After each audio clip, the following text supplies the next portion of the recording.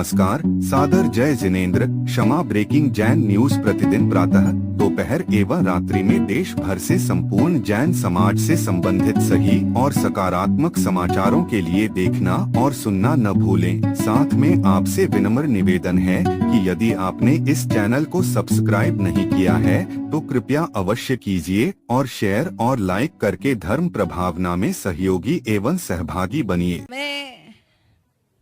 मैं कारगिल गई थी हमारे सैनिकों के बीच मंच संचालन करने, और हम कुछ गायक लोग गए थे और वहां 18-19 साल के बच्चे जिनकी खेलने की उम्र है वो हाथ में बंदूक लेकर हमारी रक्षा के लिए लगे थे। मैंने उन बच्चों से कहा कि बेटा, रात के 3 बज गए, तुम हमारे साथ नाच रहे हो, आप नीचे अब जाकर सो जाओ। तो बच्चों ने में से कुछ ने कहा, दीदी वो बत्रा है ना, उस हिल पर चढ़ना है। कुछ ने कहा नीचे जाना है। कुछ ने कहा अगला काम है 4 बजे सुबह हमें फिर से जग जाना है और युद्ध में लड़ना है। बालाकोट में आक्रमण हुआ। बालाकोट के उस आक्रमण में जब सिंदूर छीना गया तो उस सिंदूर का उत्तर भी इन्हीं सिंदूरधारियों ने दिया। एक बार उन सभी सिंदूरधारी महिला सैनिकों के लिए तालियां बजा दीजिए। ये बात मंच से कहने की नहीं है, परंतु मासिक धर्म में भी शायद वो लड़ रही होगी, उसमें भी वो दौड़ रही होगी, उसमें भी वो चल रही होगी, और उसी में वो शायद बंदूक ताने उस सामने खड़े सैनिक को मार रही होगी। शायद छाती में बंदूक की गोली लगने से दोनों तरफ से रक्तस्राव हो रहा होगा। शायद वो महिला कितना कर रही होगी। एक बार सब महिला सैनिकों के लिए जोरदार तालियां बजा दीजिए। और उन्हीं महिला सैनिकों में से हमारे बीच में है स्क्वाड्रन लीडर नूपुर जैन जी, जिन्होंने ऑपरेशन सिंदूर के समय हमारे भारत के गौरव को बढ़ाते हुए पूरा अथक सहयोग दिया, बंदूक ताने खड़ी रही हो। जाने कितने लोगों को ये अहिंसक है लेकिन कायर नहीं है, इसलिए इन्होंने अहिंसा का तो परिचय दिया होगा लेकिन बंदूक से लाखों को निपटाया होगा। उस बात के लिए हम धन्यवाद देते हैं। और जब सैनिक आता है तो बैठकर स्वागत नहीं होता, क्योंकि सैनिक खड़ा रहता है तो खड़े हमें भी होना चाहिए। एक बार जोरदार तालियां स्क्वाड्रन लीडर नूपुर जैन जी के लिए।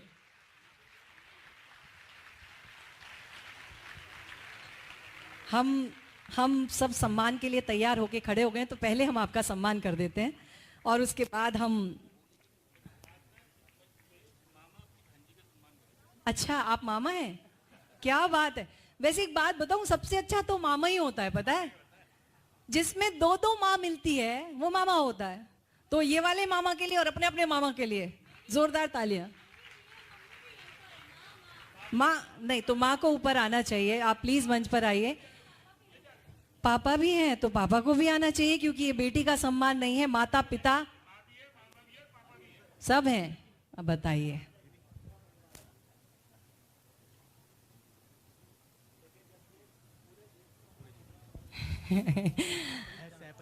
पता है जब अवार्ड्स मिलते हैं ना, भारत के सर्वश्रेष्ठ अवार्ड, तो उसके बाद एक योजना मिल जाती है कि वो कहीं भी जाते हैं तो उनको पैसा नहीं लगता। वायुदूत परिवार अपनी तरफ से एक घोषणा कर रहा है कि हमारे समक्ष जो स्क्वाड्रन लीडर आदरणीय नूपुर जैन जी हैं, उन्हें वायुदूत परिवार की तरफ से कहीं भी ट्रैवल करने पर उन्हें कुछ भी नहीं देना पड़ेगा। पूरे जीवन में कोई भी यात्रा वायुदूत परिवार की तरफ से नूपुर जैन जी हमेशा करती रहेंगी। जी, इंदौर वाले और भी कई सैनिकों का नाम लेते थे, अब तो मैं महिला सैनिक का भी नाम बड़े गर्व से लूंगी कि हमारी समाज की है स्क्वाड्रन लीडर नूपुर जैन जी। इनकी माता को मैं कुछ और ना कहकर जीजा माता कहना चाहती हूँ, क्योंकि माता जीजा नहीं तो छत्रपति शिवाजी महाराज बनाए थे, ऐसे इस जीजा माता ने नूपुर बना दी। और वो नूपुर ऐसी खन की कि उन पाकिस्तानियों की आज भी, हमारे मराठी में बोलते हैं वाट लावली, उनकी हालत खराब करके रखी है। आज भी वो भूखे हैं और प्यासे हैं, क्योंकि हमारे सैनिक अडिग अचल खड़े हैं हमारे देश की रक्षा में। एक बार जल तल नभ के सैनिकों के लिए जोरदार तालियां।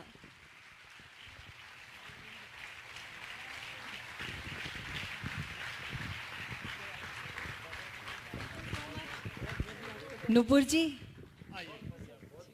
आदरणीय आप सबका बहुत धन्यवाद। विराजमान हो जाइए।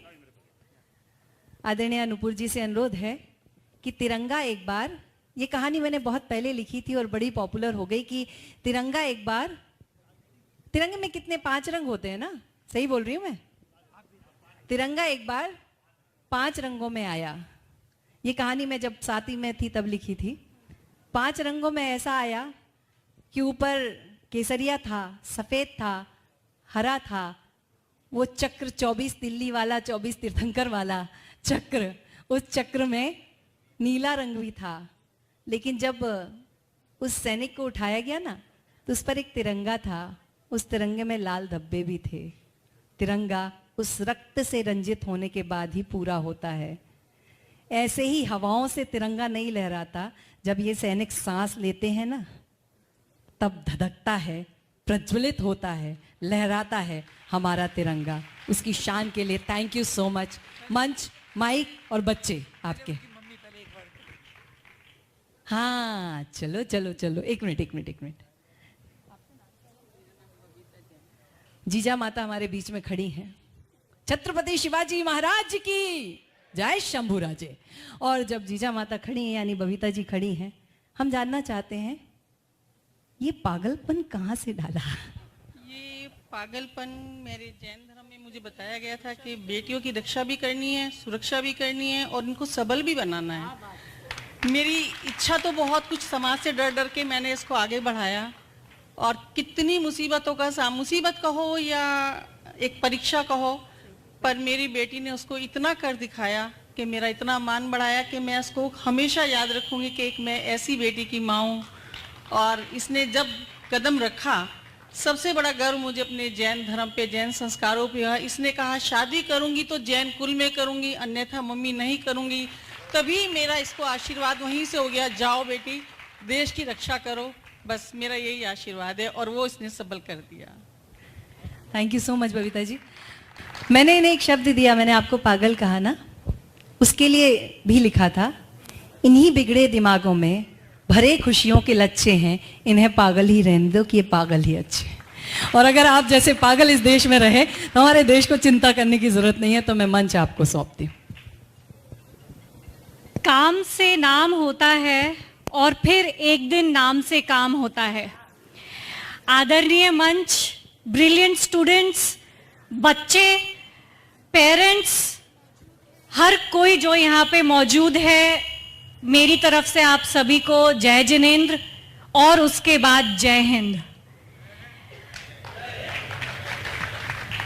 मुझे थोड़ा अटपटा लग रहा है, जय हिंद की आवाज थोड़ी तेज थी जय जिनेंद्र से।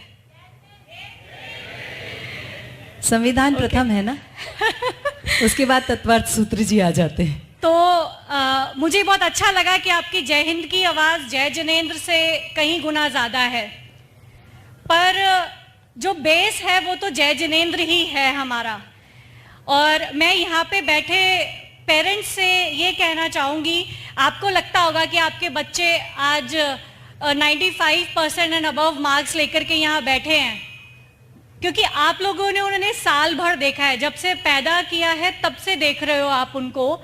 आपको लगता होगा कि किस्मत है यार, आ गए, इतना तो मेहनत नहीं करता, अभी आ गए, अभी और मेहनत करनी पड़ेगी, पता नहीं क्या होगा, ये तो स्कूल था, हम साथ थे, अभी तुम कॉलेज में चले जाओगे, हम लोगों का वो नहीं होगा, हम लोग निगरानी नहीं रख पाएंगे, तो यहाँ तक किस्मत थी।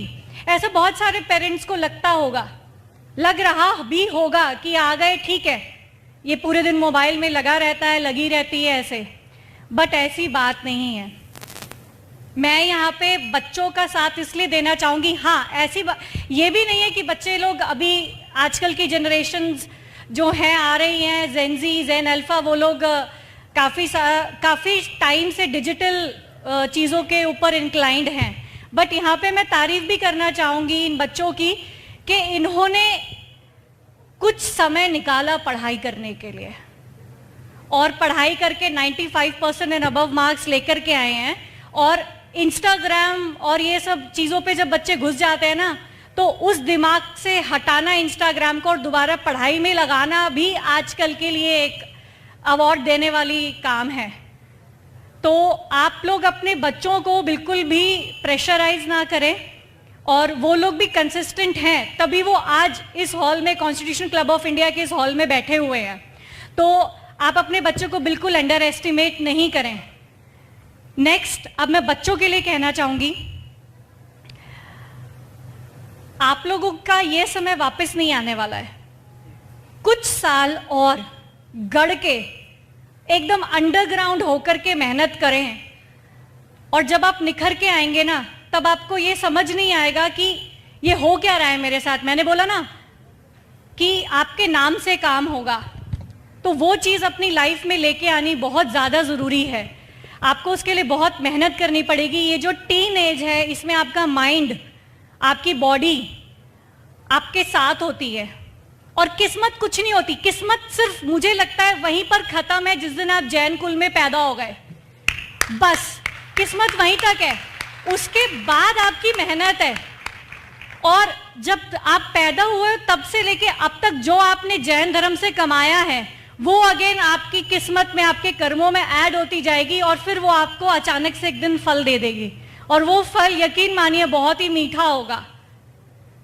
क्योंकि मैं ये जानती हूं, मैंने बहुत लोगों को देखा है, खुद में भी ये मैंने अपनी लाइफ से सीखा है कि मेहनत कभी भी खराब नहीं जाती है। और टीन एज से अगर आप लोग, बच्चे लोग मेहनत करना शुरू करते हो, तो वो आफ्टर 22, आफ्टर 23 टिल 25 आपको पे ऑफ करना स्टार्ट करती है। तो आप लोग मेहनत करिए। अब मैं मेन मुद्दे पर आऊंगी, वो है मिलिट्री सर्विसेज। मेरा मेन मुद्दा यही है। बहुत सारे आईएएस, आईआरएस आपको मिल जाएंगे। ये सर्विसेज देश में व्यवस्था बनाने के लिए रखी गई हैं, आईएएस, आईआरएस, आईडीएस।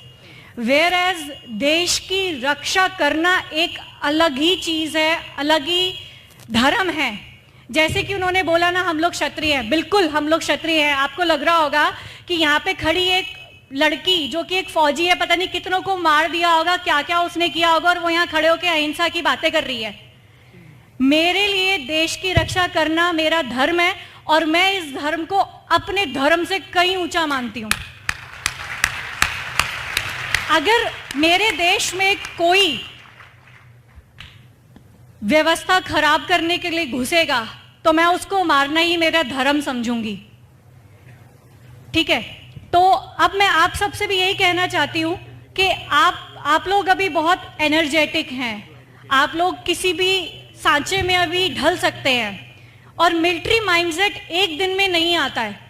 मिलिट्री ना सिलेक्शन प्रोसीजर नहीं है कोई, वो रिजेक्शन प्रोसीजर है। लाखों में से डबल डिजिट्स में बच्चे जो है सिलेक्ट होते हैं। यहाँ पे वो इंटरव्यू नहीं है जो 3 दिन में खत्म हो जाता है। यहाँ पे रिटन एग्जाम होता है, वो भी पार्ट्स में होता है। अंदर घुसने की ब्रांचेस में वो भी पार्ट्स होते हैं। इंटरव्यू 5 दिन का चलता है, वहीं पे आपको रख लिया जाता है। कोई कनेक्शन माँ बापों से, फ्रेंड से नहीं होता है। 5 दिन तक वहीं आपको खाना है, पीना है, ग्राउंड ड्यूटी टास्क करने हैं, वहीं आपको अपना माइंड बताना है, वहीं आपको सब कुछ करना है। वहीं पे आपको बहुत सारे साइकोलॉजिस्ट देख रहे होंगे। 5 दिन के अंदर आप बिल्कुल निगरानी में होंगे। वो इंटरव्यू होता है, that interview is called SSB. उस इंटरव्यू को क्रैक करने के लिए आपको बहुत मेहनत करनी पड़ती है, आपको अपने आप को पूरा चेंज करना पड़ता है।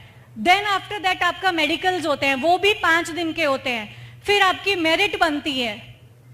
और फौज एक ऐसी जगह है जहां पे कोई रिजर्वेशन नहीं है। आप जर्नल हैं, एससी, एसटी, ओबीसी, कुछ भी हैं। हम लोग तो यहाँ पे सारे जर्नल बैठे हुए हैं। अगर आपको कभी भी ऐसा महसूस हो कि मेरे को जर्नल की वजह से मैं बहुत ही आगे बढ़ सकता हूँ, बट मैं रिजर्वेशन की वजह से पीछे रह जाता हूँ, तो you can try military services. वहाँ पे जैसे आप हैं वैसे ही आपको स्वीकारा जाएगा। बट हाँ, मिलिट्री माइंडसेट जरूरी है। डिसिप्लिन लाइफ में बहुत जरूरी है। डिसिप्लिन सुबह 5 बजे उठ के दौड़ना नहीं होता है। डिसिप्लिन सुबह उठने के बाद अपने माइंड को बनाना होता है कि मुझे इतने किलोमीटर दौड़ना है, और हर रोज एक काम ऐसा करना जरूरी होता है जिसको माइंड कहता है मैं नहीं कर पाऊंगा। क्योंकि बॉर्डर पे जब आप खड़े रहते हैं ना, वहां पे सिचुएशन बहुत डिफरेंट होती है। वहां पे सेकंड्स का गेम होता है। यहाँ पे आप लोगों के लिए 5 मिनट कुछ नहीं होंगे। इंस्टाग्राम खोल के बैठ जाएंगे तो घंटे भी कुछ नहीं होंगे। आपको पता है एक फाइटर कितनी स्पीड से ऊपर घूम रहा होता है, और कितने सेकंड्स में हम लोगों ने ऑपरेशन सिंदूर, बालाकोट, उरी अटैक और ये सब जो किया, कितने सेकंड्स का गेम है। क्या आप इमेजिन कर सकते हैं? कभी बॉल को 5वीं मंजिल से नीचे फेंक के देखा है?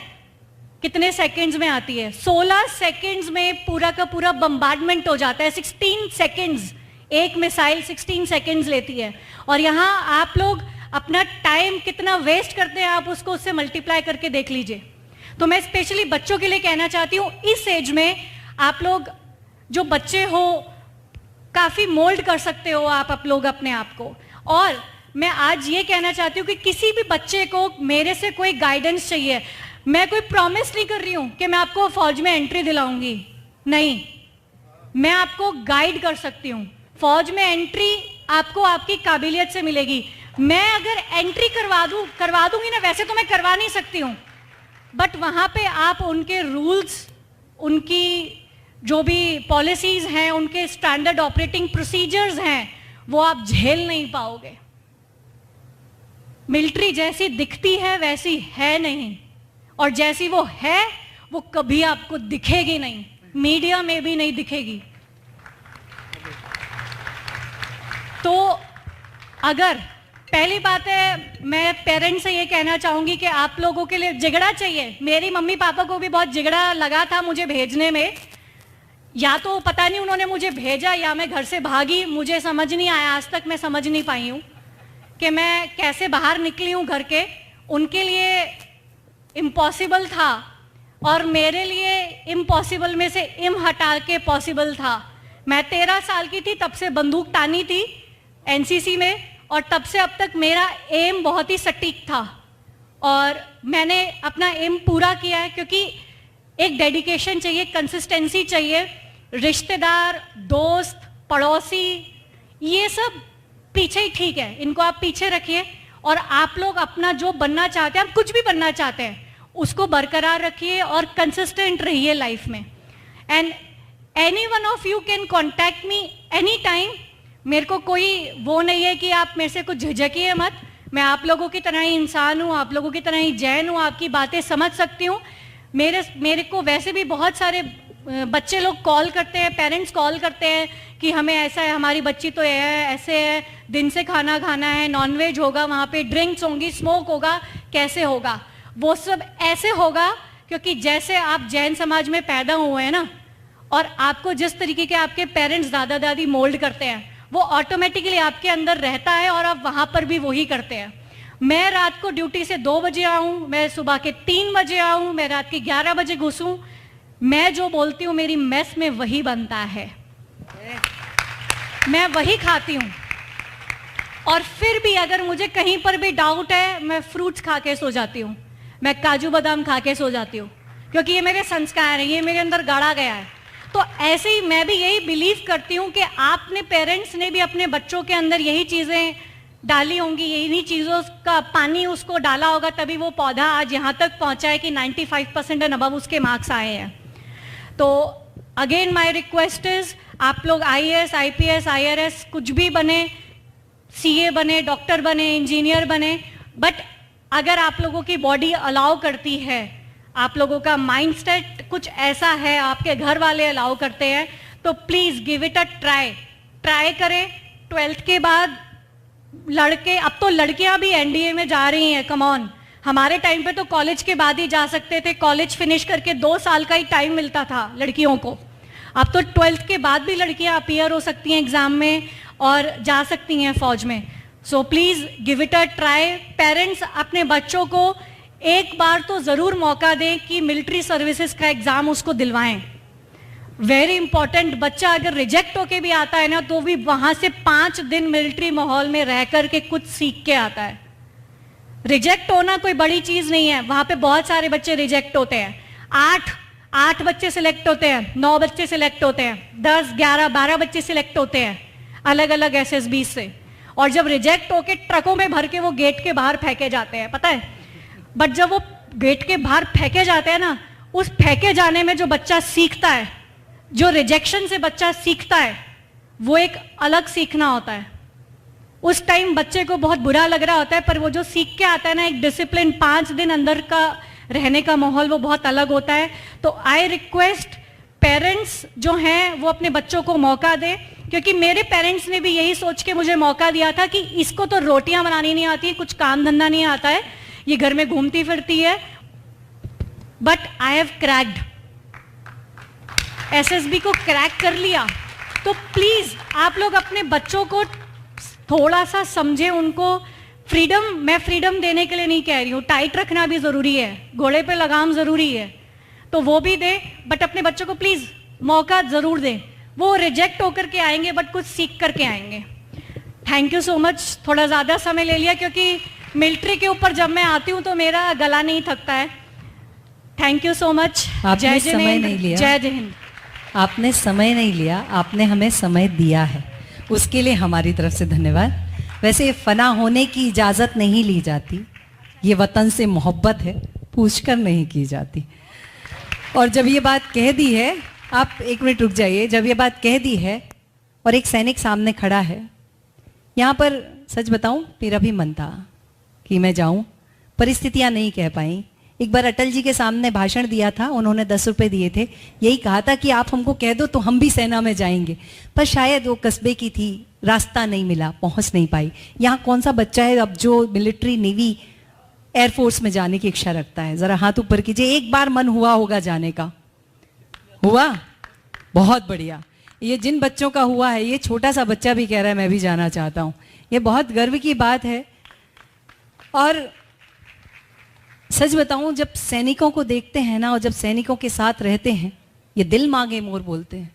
हमारे विविध भारती पर जब हम शौर्य गाथा करते हैं, जब हम जयमाला करते हैं, और मेरे मोबाइल पर जब सैनिकों के मैसेज आते हैं, ताई हाँ गाना सुनाओ देना, ये वाला गाना सुना दो ना, और मैं मदन मोहन के गाने बजाते बजाते आर.डी. बर्मन बजाने लगती हूँ, तब लगता है देश के लिए कुछ कर रही हूँ। तो एक बार फिर से भारत माता की, भारत माता की, वंदे वंदे, जय Hind.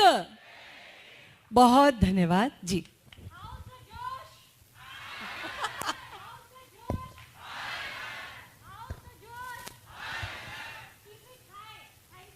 Thank you so much ma'am, thank you so much, thank you so much.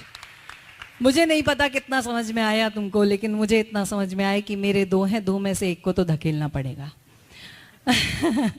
चलिए, थैंक यू सो मच, बहुत धन्यवाद।